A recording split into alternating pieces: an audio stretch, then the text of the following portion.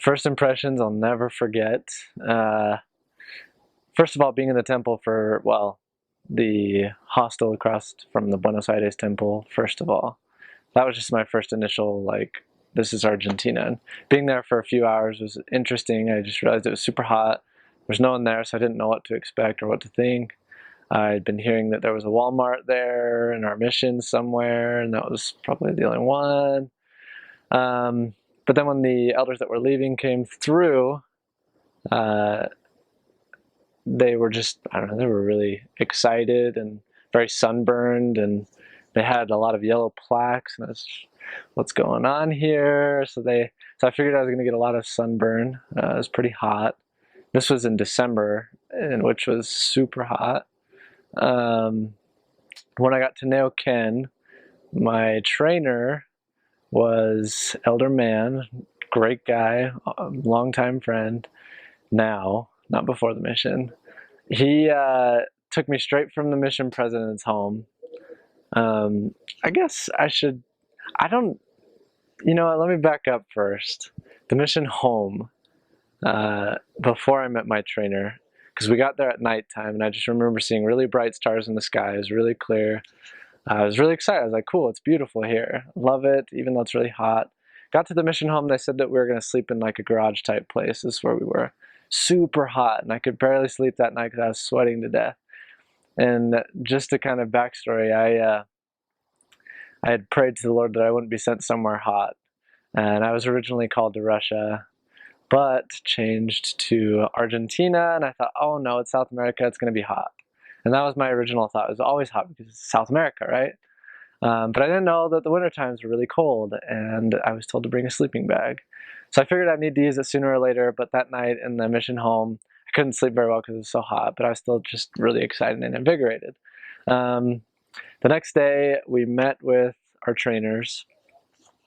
An elder man, my trainer, you know, seemed pretty sunburned as well. So again, I was just like, oh, it's going to be hot. I'm going to get sunburned. But he seemed like a really happy guy. And I don't even remember my initial meeting President Cook and Sister Cook. They seemed so big to me. Like, even Sister Cook, even though she's kind of shorter, she seemed like just this giant lady, spiritually speaking. Like, oh my gosh, these guys are awesome. And President Cook is a big man, and I just thought, wow, everything is over my head right now. The people, the mission president, and oh my gosh, what am I going to do?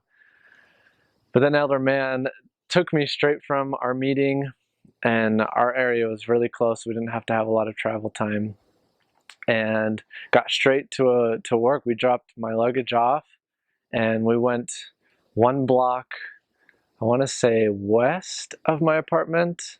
Anyways, it was just one block away from our apartment, and knocked on the door. It's all dirt roads, and these are things that I'm noticing. A lot of, you know, bars on the windows, still half asleep because I'm tired from jet lag.